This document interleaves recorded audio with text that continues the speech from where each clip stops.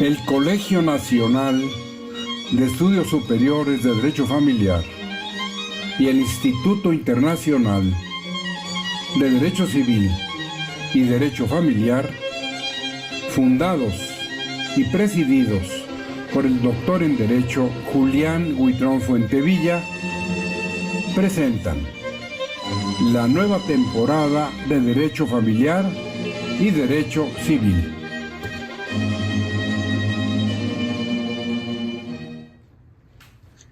Bienvenidos a su programa Derecho Familiar.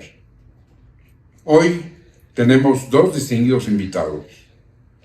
El maestro de la Facultad de Derecho Civil y Familiar, Marco Antonio Ramírez González, a quien tengo el privilegio de darle la más cordial bienvenida a este programa que es tan importante para las familias mexicanas. Marco, bienvenido.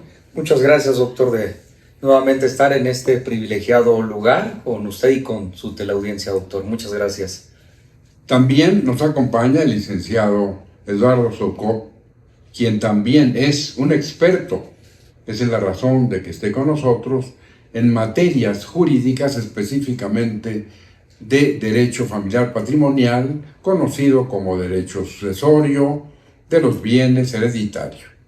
Maestro Socó, bienvenido y gracias por estar con nosotros. Gracias, doctor. Al contrario, por permitirme estar aquí y pasar este momento con su teleaudiencia. Muchas gracias. Gracias. Bueno, hemos recibido innumerables peticiones a través de los medios de difusión en los que, como ustedes saben, escribimos, tanto el profesor Ramírez cuanto yo, que es el Sol de Cuernavaca y el Sol de Cuautla. Estos artículos, a veces, como lo vamos a hacer ahora, los ampliamos, los referenciamos y los recreamos en los programas de televisión para poder acercarnos más a quienes nos hacen el honor de vernos y sobre todo quienes nos preguntan. Al final del programa les daremos el correo electrónico, el teléfono, el domicilio incluso de nuestro despacho para que si podemos ser útiles nos hagan alguna llamada. Hoy el consenso de los tres que estamos frente a ustedes es hablar de una figura trascendente, importante, que después del autor de la herencia, es decir, el testador, el que otorga un testamento público abierto en la Ciudad de México o algún otro de los que existen en la provincia, tiene características muy especiales en cuanto a la persona que lo va a representar, que se va a encargar de que sus voluntades, sus maneras de expresarse, sus deberes, sus derechos que ha transmitido se cumplan. En este sentido, vamos a hablar en primer término, y eso es muy importante escuchar al maestro Marco Antonio Ramírez.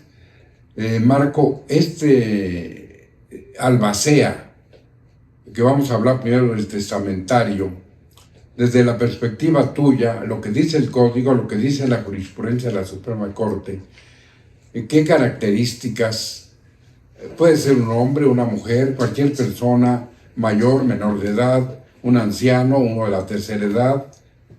¿Puedes ilustrar esta parte para la distinguida teleaudiencia, por favor? Gracias, doctor.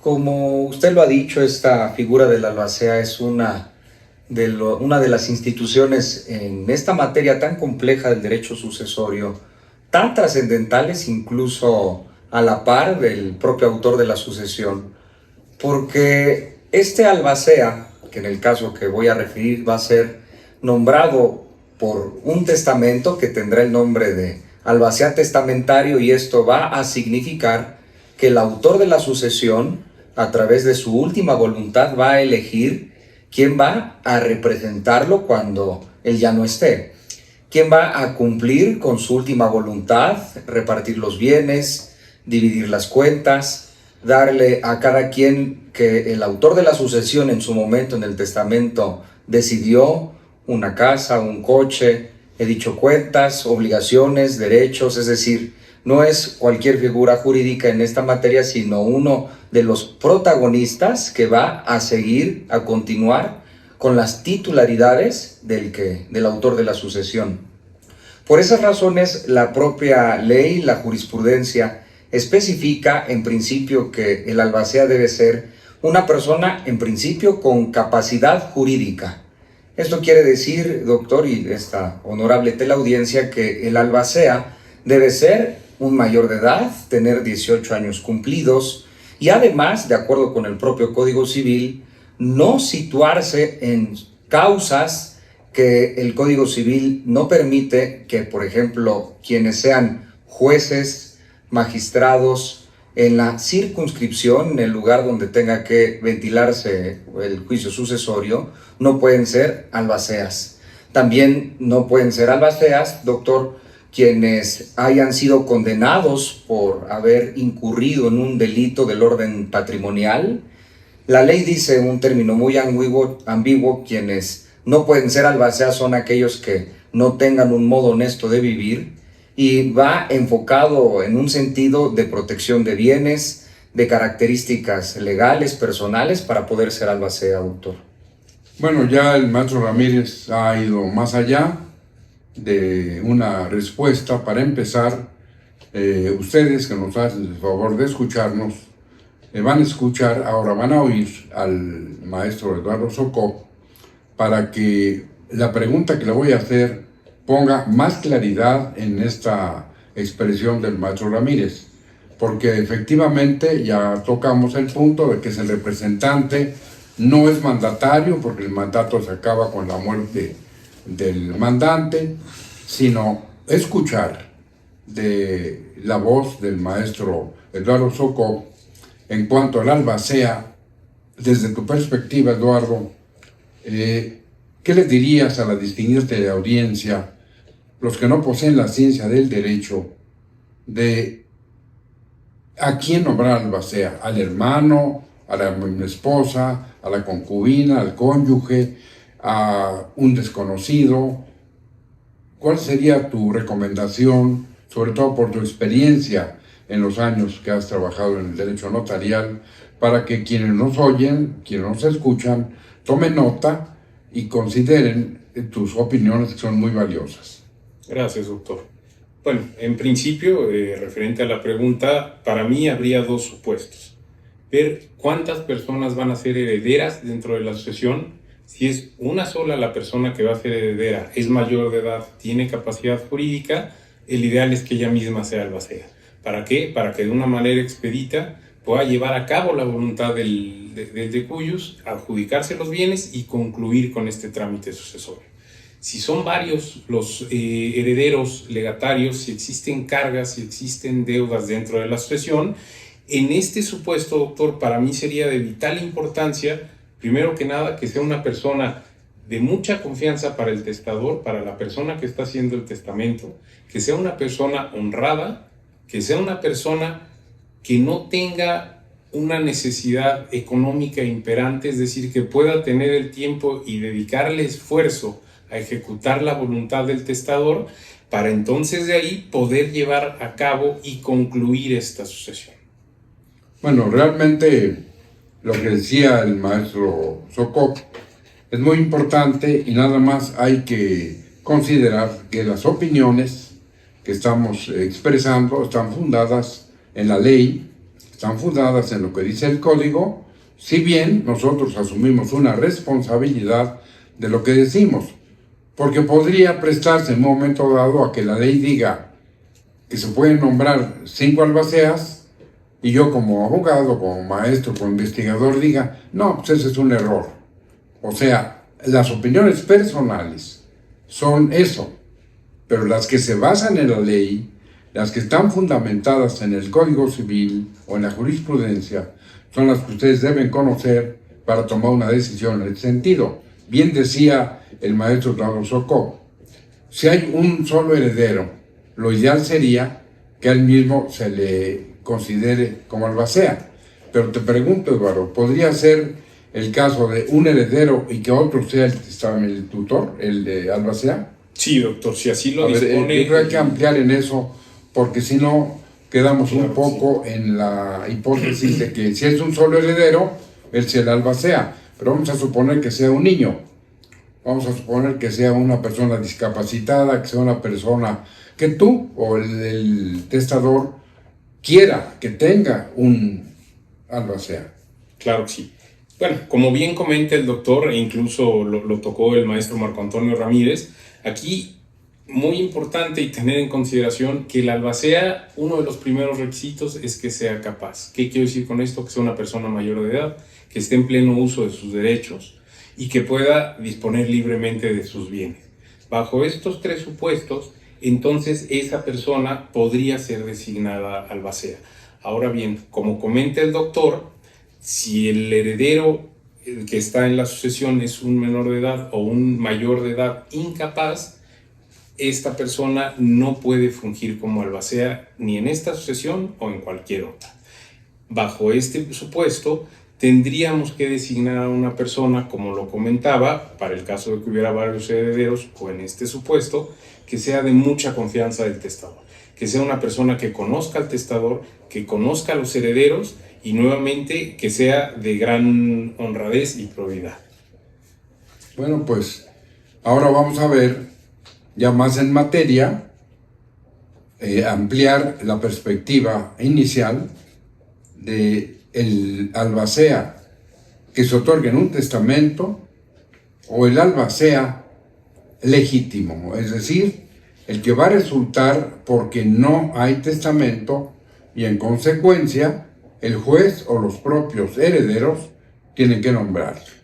En ese sentido, Marco Antonio Ramírez, maestro de la facultad, como bien lo hemos dicho y lo hemos escrito, el Código Civil para la Ciudad de México del siglo XXI, que regula solo el testamento público abierto, dedica al albacea 70 artículos. Es decir, ustedes que nos oyen allá, escuchen bien, porque son del artículo 1679 al 1749, en que el Código Civil dice cuáles son los deberes, las obligaciones, diferenciando unas de otras, los derechos, las causas de su remoción, cuándo se termina y algo que vamos a tocar con especial cuidado.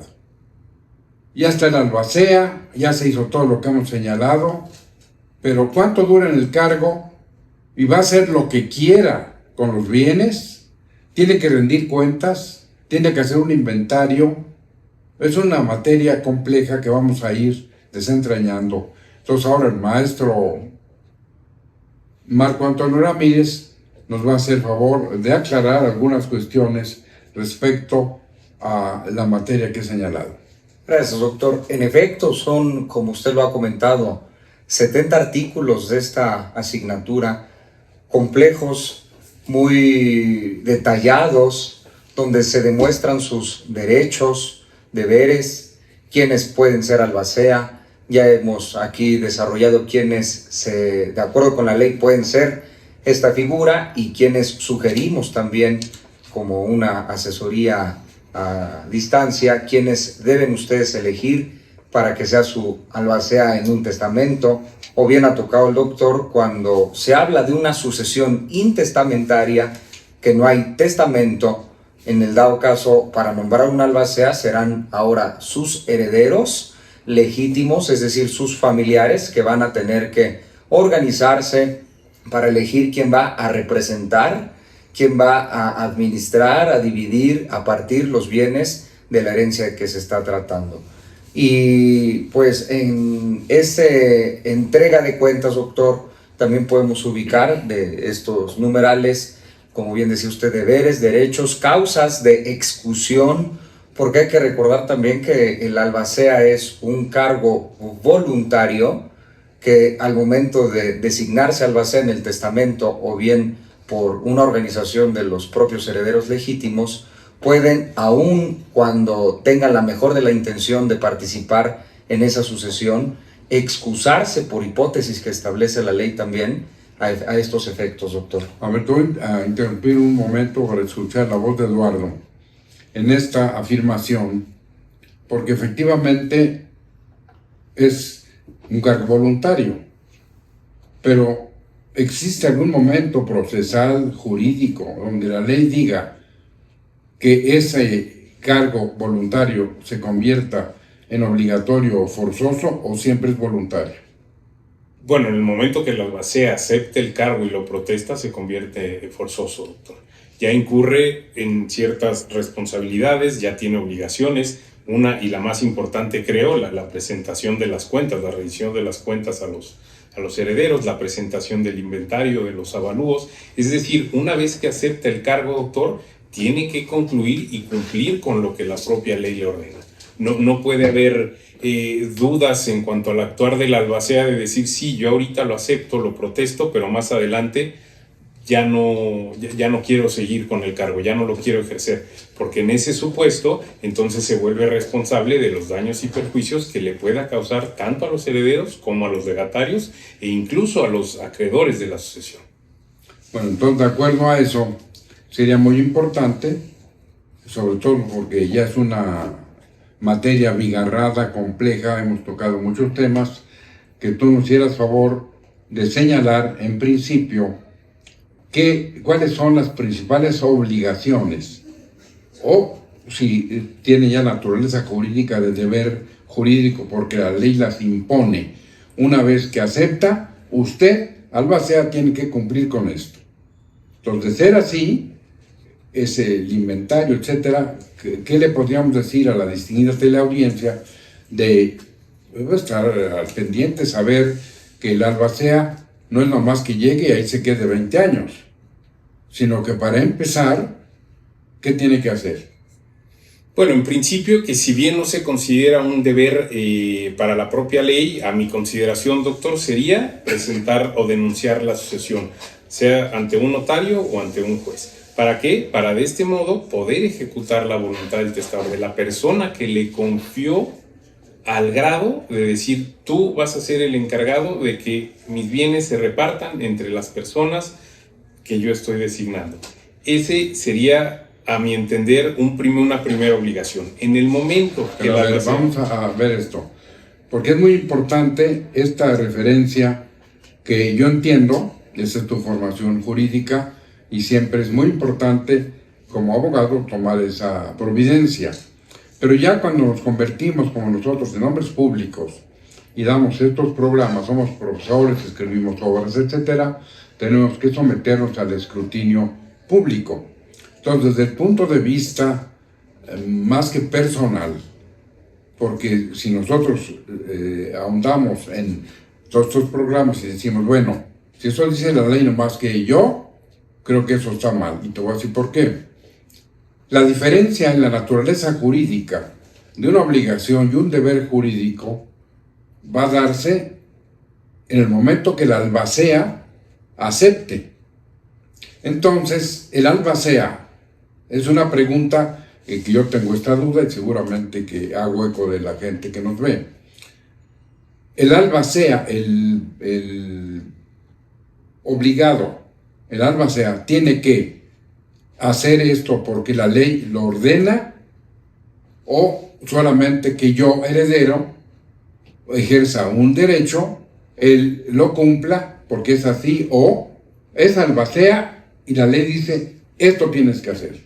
Porque entonces el albacea, una vez que acepta, solamente tiene deberes jurídicos que se le imponen.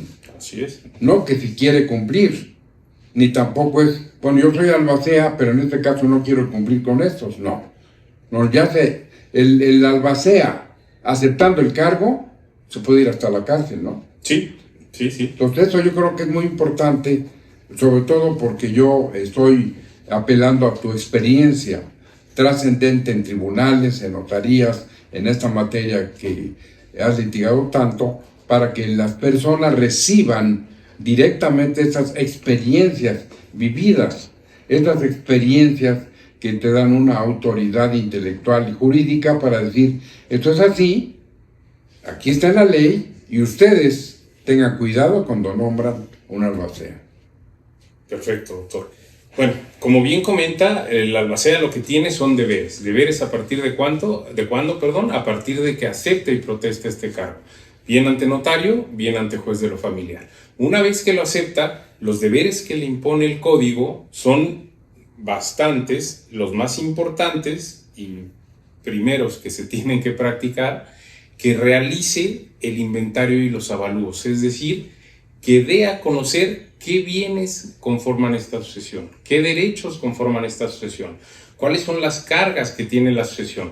Digo cargas tanto para terceros, es decir, acreedores que pudiera haber que en vida el autor de la sucesión hubiera contraído una o varias deudas, o bien incluso los legados. Los legados se consideran una carga hacia los herederos.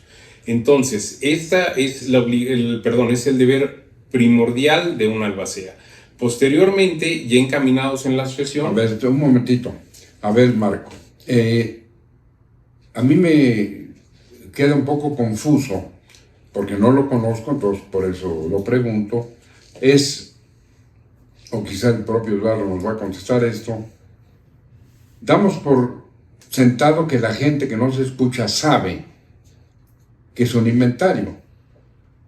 Pero en realidad, yo pregunto, el albacea llega a la casa del muerto y empieza, el heredero dice, a mí el coche, yo me voy a llevar esos trajes, y empieza un saqueo, y resulta que el albacea ahí ya tiene una responsabilidad, ¿o no? Sí. Ya la tiene. Entonces, ¿qué tiene que hacer el albacea en el momento que muere la persona y se quedan ahí los bienes y se queda el dinero y se quedan las cosas en los muebles, y cuando el albacea se presenta al mes hay un saqueo que ahí ya no hay ningún bien? Entonces esto, por tu experiencia, por el conocimiento, hay que decirle a la gente que el albacea tiene que, pero de inmediato, ¿o no? Sí, asegurar los bienes, doctor. O sí, bueno, sí, bueno, pues a él se queda. Es más, hay albaceas que ni toman el cargo, y de repente pasa un mes o dos y dice, pues yo soy el albacea, ¿y qué ha hecho? No, pues a mí nadie me ha dicho. Sí. No, pues eso es gravísimo. Sí. A ver, Eduardo, o tú, Marco, porque Sí, yo estoy confundido, y seguramente que mucha de la gente que nos escucha querrá oír no tanto la letra de la ley, sino ¿qué les decimos?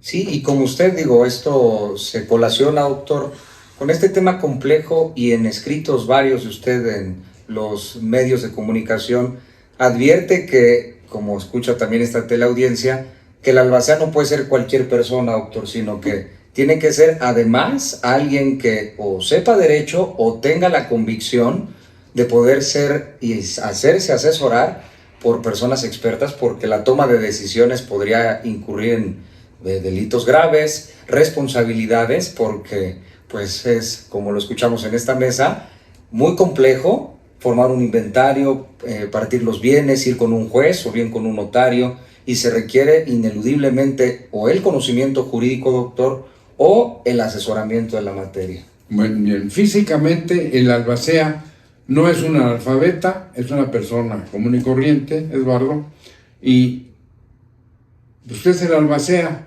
¿Y esto qué es? ¿Yo qué hago? ¿Qué le podemos decir?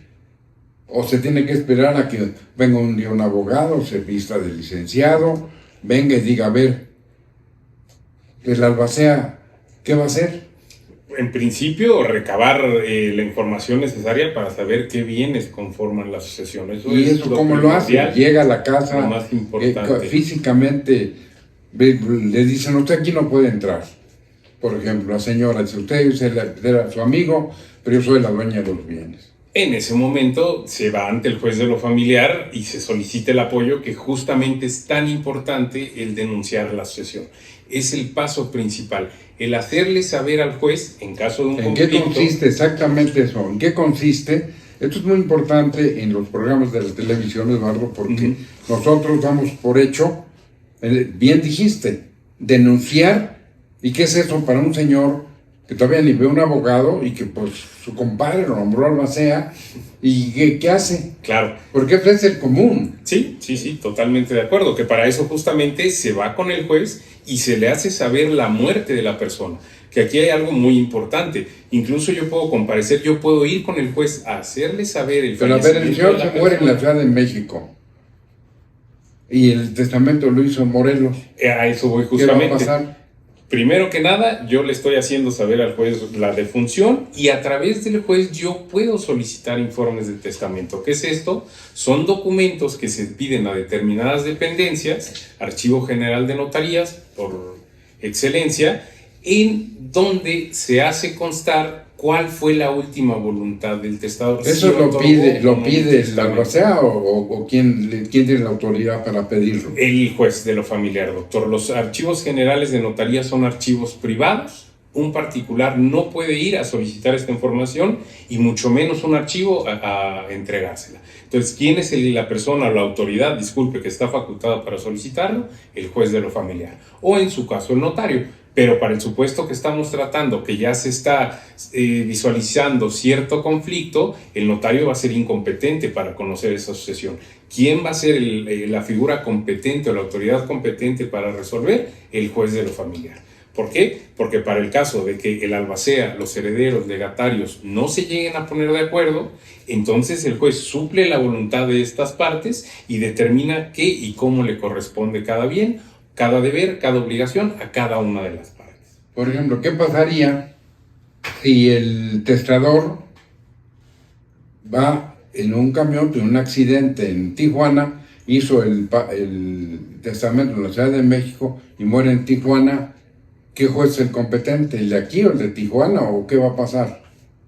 Bueno, hay determinados o varios supuestos que para el caso específico, doctor, que es del Código de Procedimientos Civiles para la Ciudad de México, en donde habla respecto a la jurisdicción del juez de lo familiar en materia de sucesiones. Una o la principal es en dónde fallece la persona, el lugar de fallecimiento. La circunscripción dentro de la cual fallece la persona es la que le da competencia al juez. Pero encontramos de alguna manera una excepción a esta Otra vez vamos a hacer lo mismo, porque tú eres muy preciso en eso. Y yo soy ignorante en esas cuestiones, por eso pregunto. ¿Qué es, para que lo entienda bien la teleaudiencia y nosotros también, cuando tú dices circunscripción? ¿Qué quiere decir? Una determinada franja territorial o espacio territorial. Por ejemplo, en donde el caso que digo de Tijuana sería el estado de Baja California, en donde sería la jurisdicción competente para conocer no llega a la Ciudad de fallecimiento. Y es a lo que iba, doctor, porque aquí encontramos una excepción a este supuesto, que es si el testador tenía bienes inmuebles dentro de la Ciudad de México, el juez de la Ciudad de México puede ser competente para conocer de este juicio. Muy bien, esa ya es una maraña. Ahora vamos con Marco, a ver si la desentraña, porque es muy importante y que las gentes que nos ven participen y nosotros nos hagamos eco de lo que pueden ser esas inquietudes. Sí, doctor. Todo lo que dice Eduardo, ¿qué opinas? Digo, en realidad, como podemos advertir, doctor, un principio elemental de derecho de esta materia es que nadie puede hacerse justicia por propia mano, requiere forzosamente, en el caso, como lo estamos comentando, un juez, una autoridad,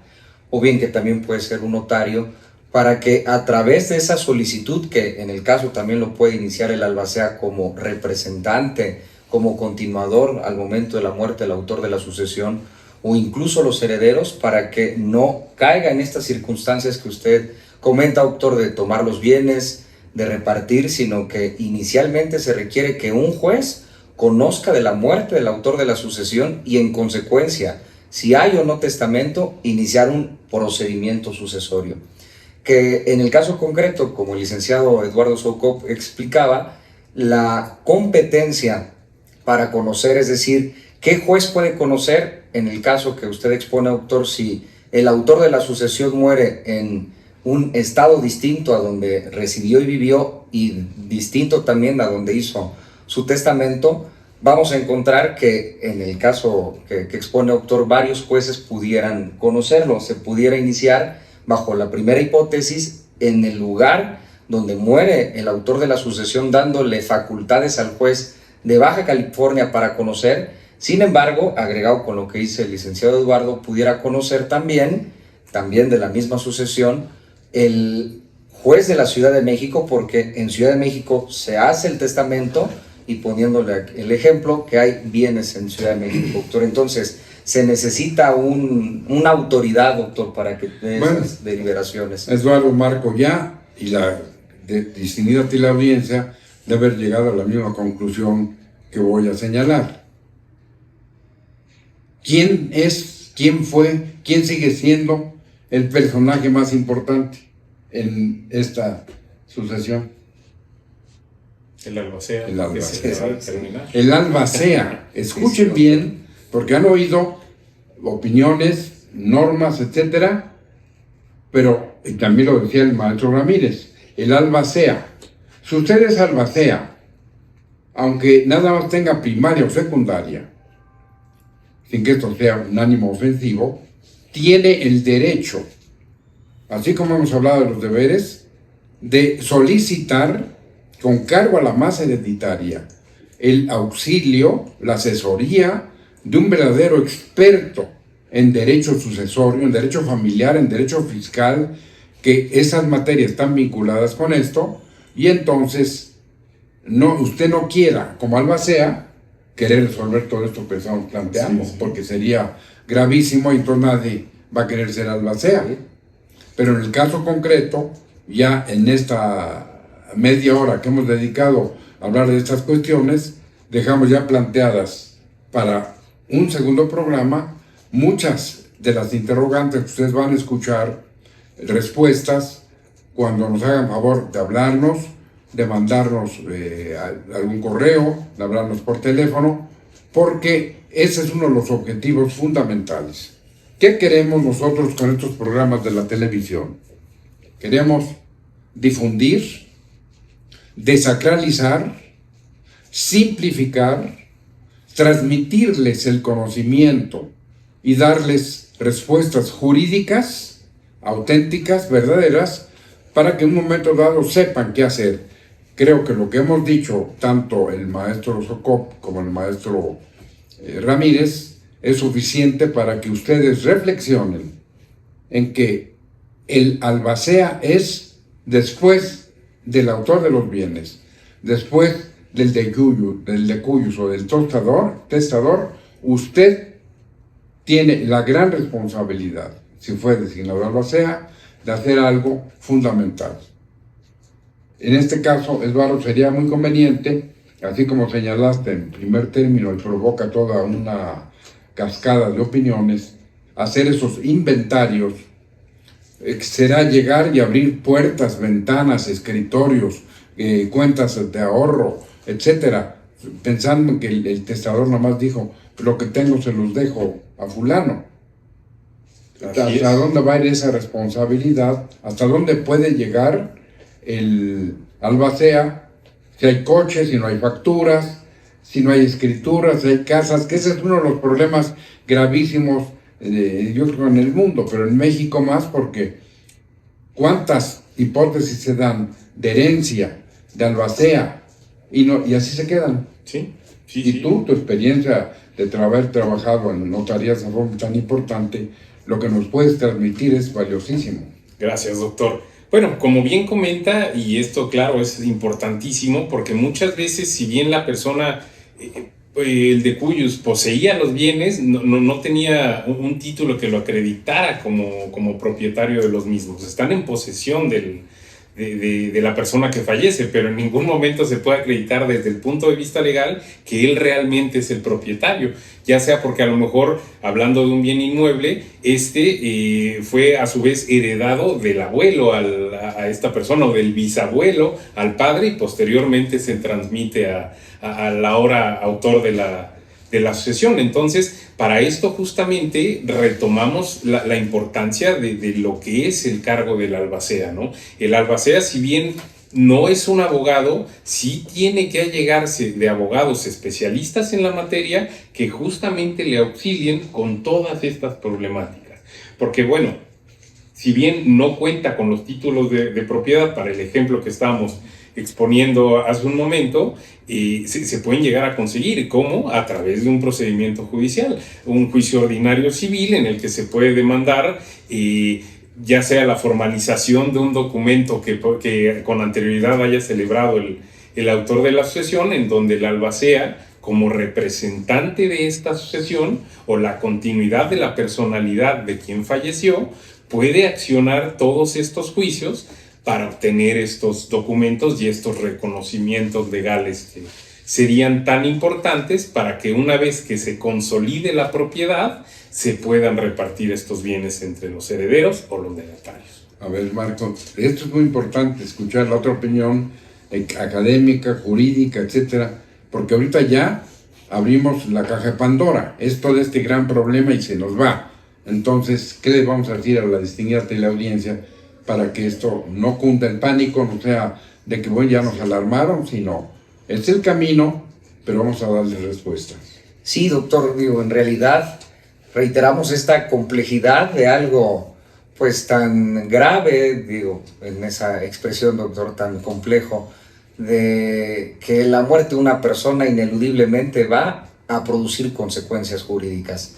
Hay que estar preparados para ello, hay que hacer testamento, hay que nombrar un albacea con una gran responsabilidad de toma de decisiones, también de una intimidad, de una cercanía con la familia, en el mejor de los casos, doctor, que esto pues sería en el ideal para poder tomar estas decisiones armoniosas con la familia, con los herederos, con los legatarios, tener conocimiento que esto sería trascendente desde el punto de vista del autor de la sucesión, del testador, con la confianza con la que está nombrando un albacea, acceso o cuando menos información de estas cuentas, de los títulos, y si no los hay, pues hay un problema porque ahora el albacea tendrá esa responsabilidad, que esa responsabilidad se traduce en caso de omisión o negligencia, a que lo puedan excluir del albaceazgo. Y si hubiera una hipótesis que lo contempla la ley, doctor, que si es albacea y el autor de la sucesión, el testador,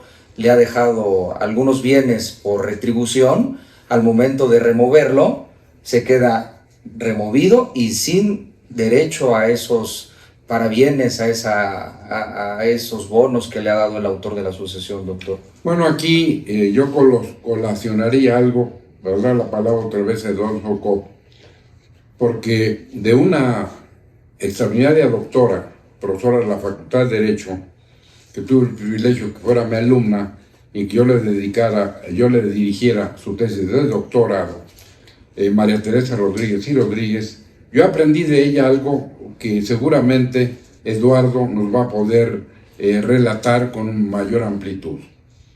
Hemos hablado ya de conflictos, de la albacea, del inventario, todo lo demás. Pero la maestra, la doctora María Teresa Rodríguez y Rodríguez, reitero, yo lo aprendí de ella, ha sacado una conclusión de esto fundamental.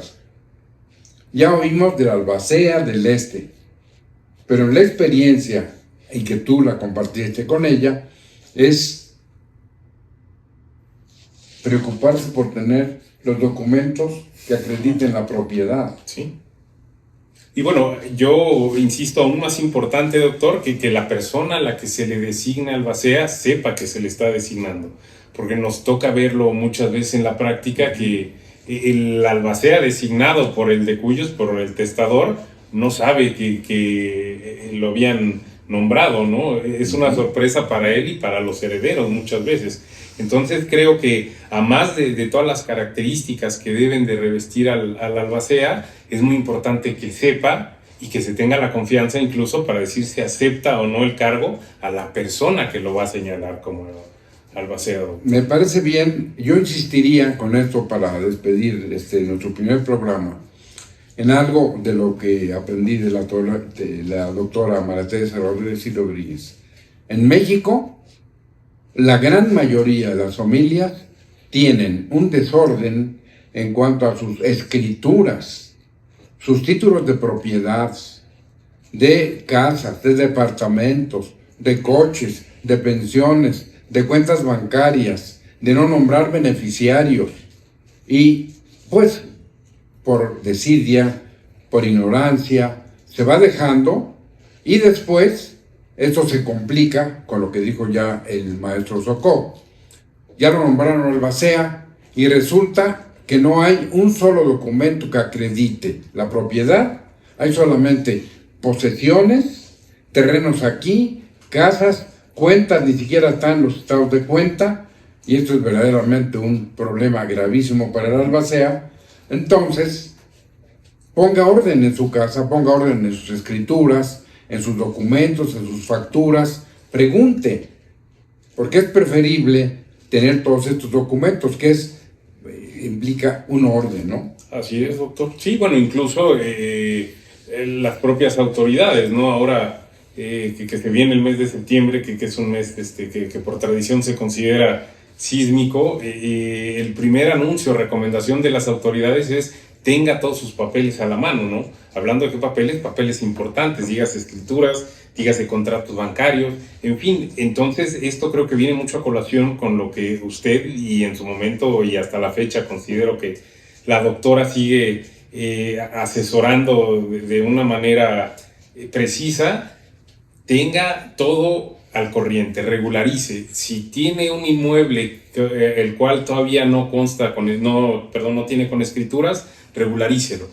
Vaya con el notario, acérquese con un abogado, que lo asesoren. Esto es muy importante, porque si no, lejos de dejarles bienes y felicidad a los herederos, lo que se les deja muchas veces son problemas, en donde, y que se llega a ver también, creo que no me dejarán mentir, muchas veces las sucesiones no terminan y ya no existen bienes. Los bienes ya se consumieron, ya sea por deudas, por el mismo mantenimiento que requieren los bienes.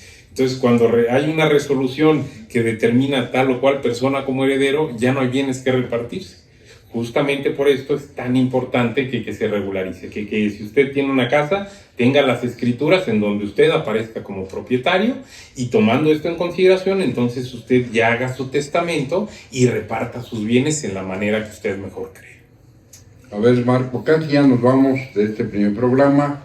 ¿Alguna síntesis, alguna conclusión, consejos a la distinguida teleaudiencia, o qué sería lo que les puedes transmitir? Sí, doctor, y usted con mucha puntualidad le ha dado a esta materia un calificativo de derecho familiar, patrimonial, porque pues las relaciones familiares son muy delicadas, y en palabras de usted, doctor, cuando a la familia se le relaciona con un peso, la familia se desmiembra, hay ruptura, hay señalamientos, sobre todo porque está el dinero, los bienes de por medio, y eso hay que cuidarlo, porque pues la familia es un vínculo que es para siempre, doctor, y no vale la pena por una mala asesoría, por una mala previsión, poder romper con esos lazos que aún después de muerto el autor de la sucesión seguirán para siempre, doctor. Bueno, pues muchas gracias. Antes de despedirnos, quisiéramos reiterarles que estamos a su disposición, como siempre, en nuestra asociación jurídica de abogados, quienes me acompañan, también mi hijo Rolando Buitrón Roy, abogado especialista en cuestiones de sucesión digital, de derecho penal.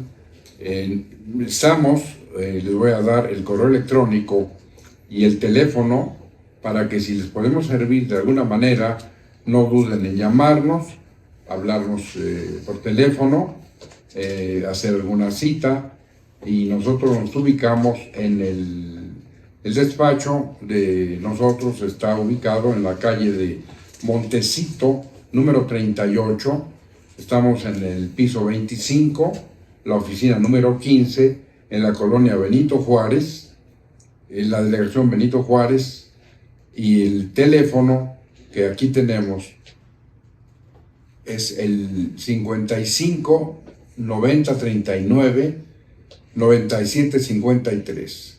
El correo es info@buitron.mx.